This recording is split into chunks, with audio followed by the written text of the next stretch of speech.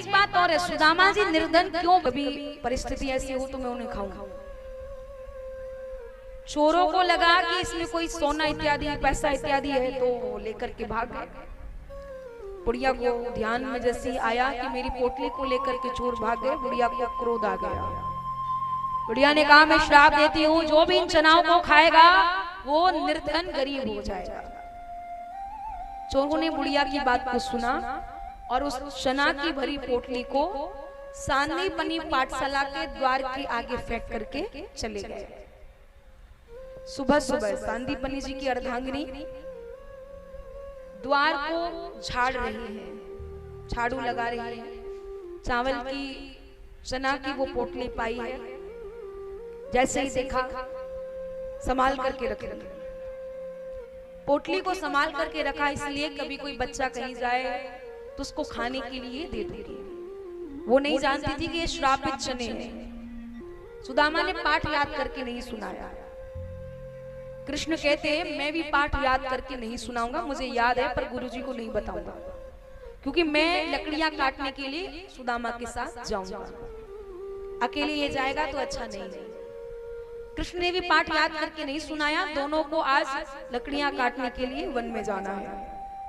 गुरु माता को पता चला है, गुरु माता ने वही चना की पोटली सुदामा और कृष्ण को आधे आधे भागों में बांट करके दे दी। आधे चने तुम्हारे, आधे इसके, भूख लगे तो खा लेना। कृष्ण वन में पहुंचे हैं। सुदामा को कहा तुम लकड़ी नहीं काटोगे, मैं काटूंगा। कृष्ण वृक्ष पर चढ़े हैं लकड़ियां काटने के लिए। सुदामा बैठे, ठंड लगी है। सुदामा ने अपने हिस्से के चने खा लिए, भूख नहीं मिटी है। सुदामा जी ने जो कृष्ण के भाग के चने थे वो भी ग्रहण कर लिए, वो भी खा लिए। कृष्ण पेट से नीचे उतरे, भैया भूख लगी है, चना दो जो गुरु माता ने दिए थे। सुदामा मुस्कुराने लगे। बोले क्यों मुस्कुरा रहे हैं? बोले लाला माफ करना, मैंने तुम्हारे भाग के चने खा लिए, मुझे बहुत भूख लग रही थी। कृष्ण कहते तुम नहीं जानती हो, तुम्हें नहीं पता है? बोली क्या? कृष्ण बोले शायद तुम नहीं जान रहे हो। कहते किसी के भाग की वस्तु की अगर कोई ग्रहण करता है, किसी के भाग की वस्तु अगर कोई ग्रहण करता है तो उसे गरीब होना पड़ता है। भाग दूसरे का वे।